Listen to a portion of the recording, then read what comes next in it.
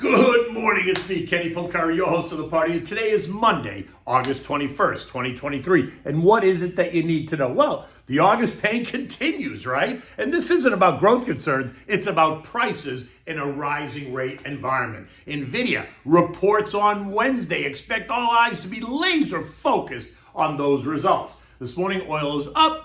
The dollar is down a little bit and gold is up. We'll talk about that in a little bit. Now, what are we having dinner tonight? We're having the Veal Capriccioso. It's a dish I made last night.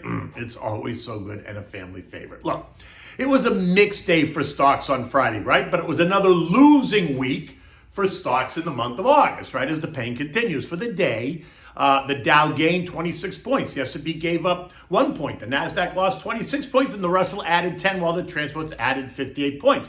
Likely driven higher in the final minutes of trade by the massive options expiry that took place. But for the week, both the Dow and the S&P were down about 2.2%. The NASDAQ gave back 2.6%. The Russell was off 3.4%, while the transports gave up 3%.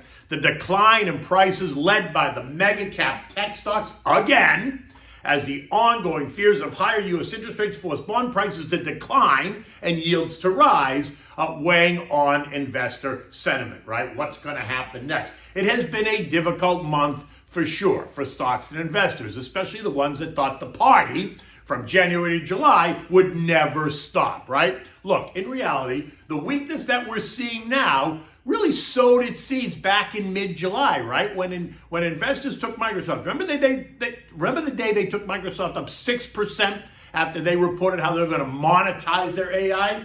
Well, it was then that the Magnificent Seven, Apple, Microsoft, Google, Amazon, Nvidia, Tesla, and Meta, began to underperform the S&P. A look at the charts will detail just what I'm talking about, right? So you can see it on the charts, how they began to, underperform. And then speaking of Nvidia, they are due to report this Wednesday. This, and has been the darling of investors for this year, as they've taken the stock up 196% as of Friday. But recall, that is after it lost 10% over the last couple of weeks when the group started to underperform. The stock cannot disappoint.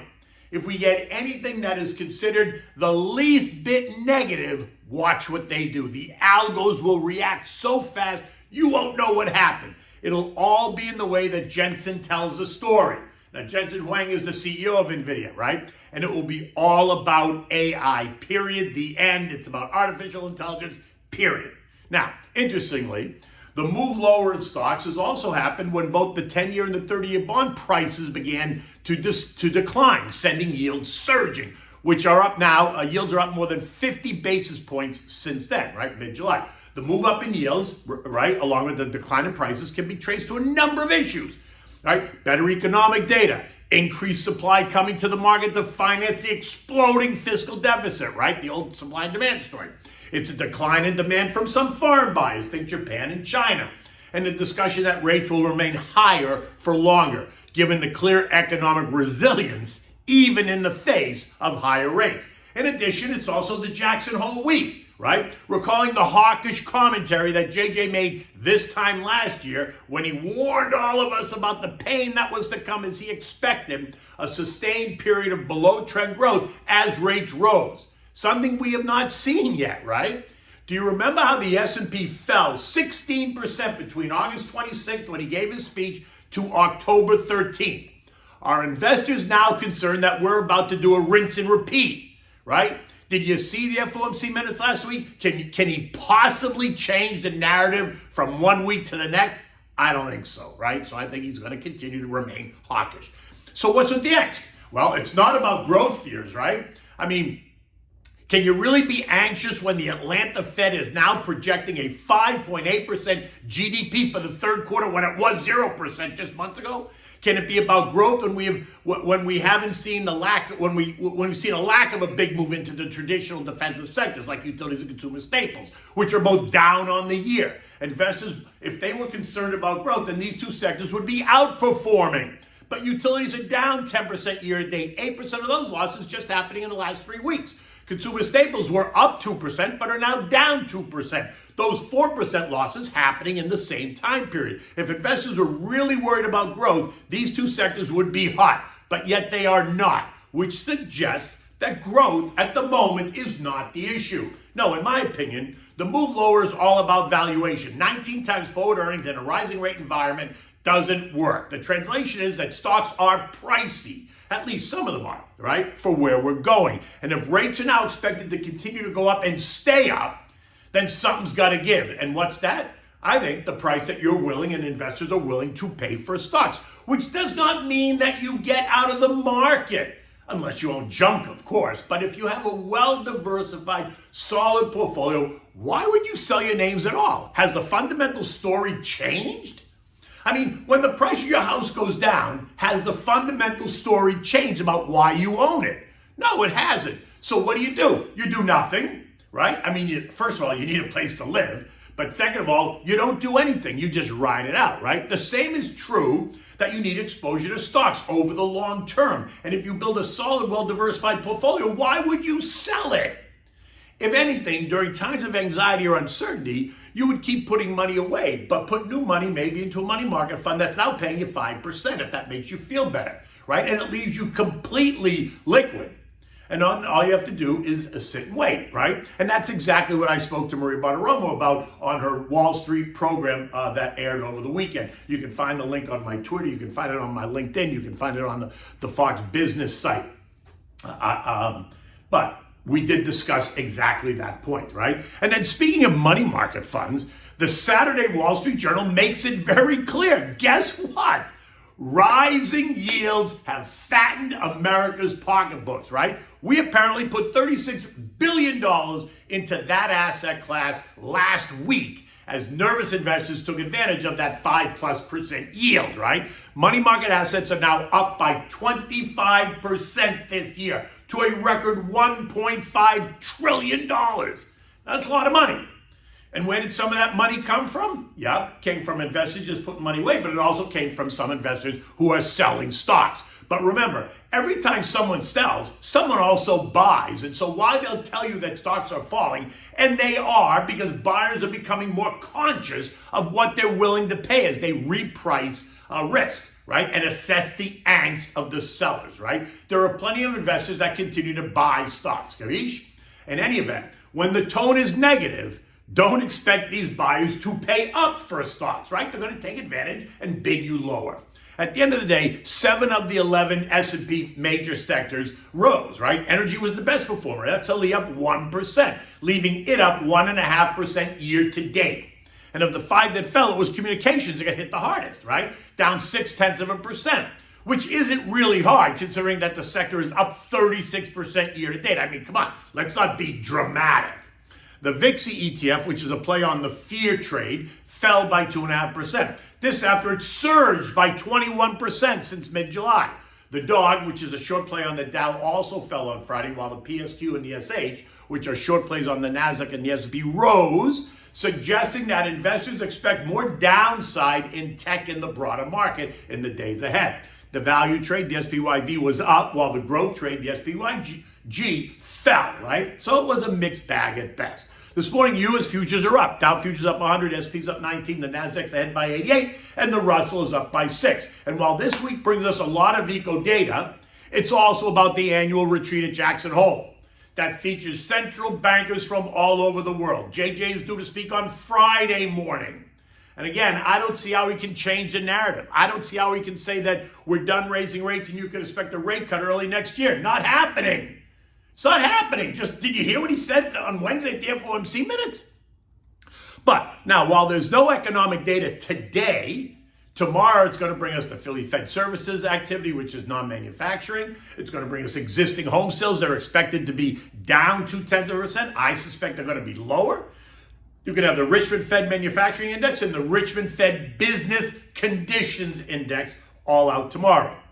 Later in the week, we're going to get S&P U.S. manufacturing and services PMIs, right? New home sales, which are expected to be up 1.4%. Remember, home builders have a way of enticing and accommodating new home buyers, right? Giving them free upgrades and possibly better mortgage rates since they have their own financing on them so they can buy the rate down, even if it's a little bit. 6 3/4 is better than 7.5, right? Something that existing home buyers don't get.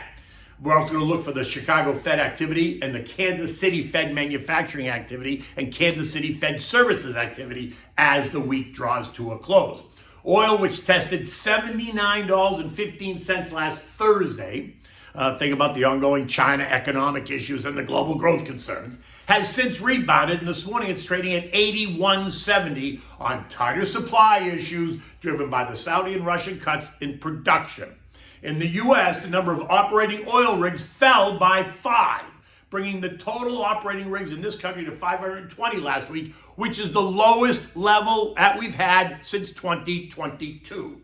The dollar index is down 10 cents at 103.30, but it did break up and through its 200-day moving average last week for the first time since December of 2002, when it broke down and through, taking the dollar index to 100.80, December 2020.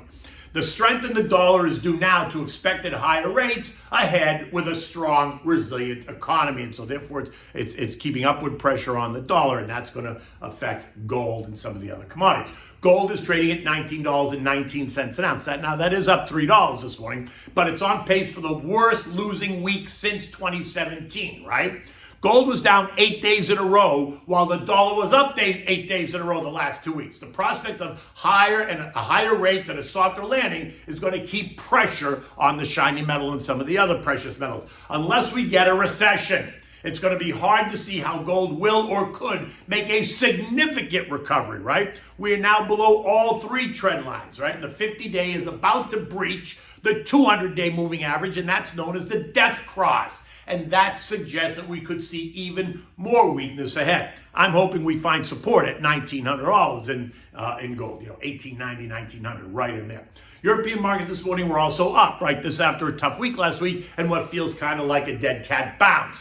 Ongoing news out of China continues to play a role in the European markets, but many still believing that China's problems are China's problems. The Eurozone is still dealing with high inflation, rising interest rates, and that's going to continue to put a lid on stock prices and where investors go. In addition, they too are waiting to hear what comes out of Jackson Hole, because remember, it's a global event.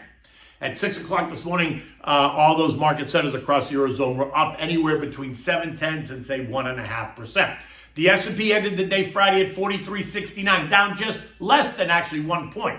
We breached short-term support last week, and that now leaves us in the 42.90, 44.50 trading range, right? Intermediate support and short-term resistance. Now, to be clear, as I said, every one of the indexes has now breached short-term support, and so they remain in lower trading ranges defined by those same terms, right? The intermediate support and now the short-term resistance. At some point over the next couple of weeks or so, we want to see them test intermediate support, and we want to see it hold, right? A failure to hold at those intermediate levels is going to create a new level of anxiety for investors. But remember, we are in a seasonally weak time of year. This should not be a surprise to anyone.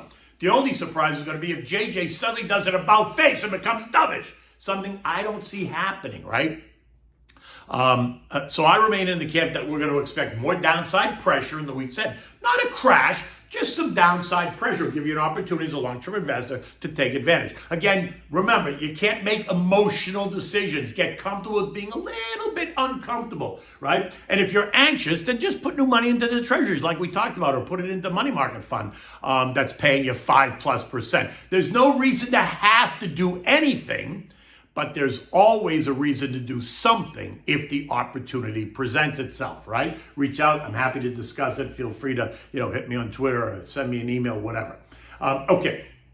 So now, what do we have for dinner? So I made this last night. It's always a favorite every time I make it, and I enjoy it so much I should actually make it more. But you can make this with both veal or chicken. You can even do it with pork, right? So it's a veal cutlet capriccioso. It takes about 40 minutes to make, start to finish, so there's no excuses about, it takes so long to cook. For this, you need veal cutlets. You need the homemade Italian-style breadcrumbs. You need arugula, tomatoes, onion, and bocconcini, right? The small little mozzarella balls. Begin with the pounded veal cutlets. Rinse them under cold water, pat them dry with a paper towel. Dredge them in flour first, then dip them in an egg wash, and then cover in the homemade style Italian breadcrumbs, and then set aside until you repeat until you've finished all the cutlets. Have them all set aside. When completed, you're going to heat up the olive oil in a Pyrex baking dish under the broiler, right? Careful to watch it as the oil, don't let the oil get too hot because it will ignite if it gets too hot before you start cooking. Now, when it's hot enough and it sizzles, take the cutlet, put it down in the oil, and then flip it over to the other side, right? Fill the tray with all the cutlets, and then stick it under the broiler and broil it for 3 to 4 minutes. You want them to be nice and golden brown. When they're on one side, just take them out, flip them over, and put them back under there and brown the other side. Again, the whole thing should take you no longer than 8 to 10 minutes max. Now, at this point, now you want to make the salad. So you can use arugula, spinach, romaine, anything you want. But you need chopped red onion, you need diced tomatoes, you need quartered pieces of the bocconcini, right? Those small mozzarella balls. Season that with salt and pepper and some oregano, and then put it in the fridge until you're ready to use it. Now, once you flip the cutlet to the other side, when it's done, remove it and place it on a platter, right? Now, take that salad out of the fridge, drizzle it with some olive oil and fresh lemon juice, toss it. Using the tongs, dress the cutlet with the Capriccioso salad and serve. It's outstanding. You need nothing else because you got your meat and you got your salad. It's delicious. Now, for the homemade Italian breadcrumbs, in a food processor, you want to take a bag of hamburger rolls or hot dog rolls and then blend them up, cut it all up, put it in a big bowl. To that, you want to add salt and pepper, onion powder, garlic powder, some parsley for color, and the key ingredient is 3 or 4 handfuls of the grated Pecorino Romano cheese, or actually you can use the combination of Pecorino and Parmigiano. One way or the other, put 3 or 4 big handfuls in with the breadcrumbs and mix it well, and then use that as your Italian-style breadcrumbs. It is so delicious in any event. And then you can always make those and just keep them in the freezer because you can always use them for chicken cutlets, pork cutlets, for anything else that you need breadcrumbs for. In any event, it's Monday morning. It's kind of humid outside, but it looks like it's going to be a decent day, but we'll probably get rain in the middle of the day because why not? It is Florida in the summertime. In any event, the next 2 weeks are going to start to get quiet, right? Europe's going to be on vacation. There'll be a lot of people in the U.S. on vacation. So, we might have some exaggerated moves, so just get ready. But in the end, I still think that the trend is slightly lower. Until tomorrow, take good care.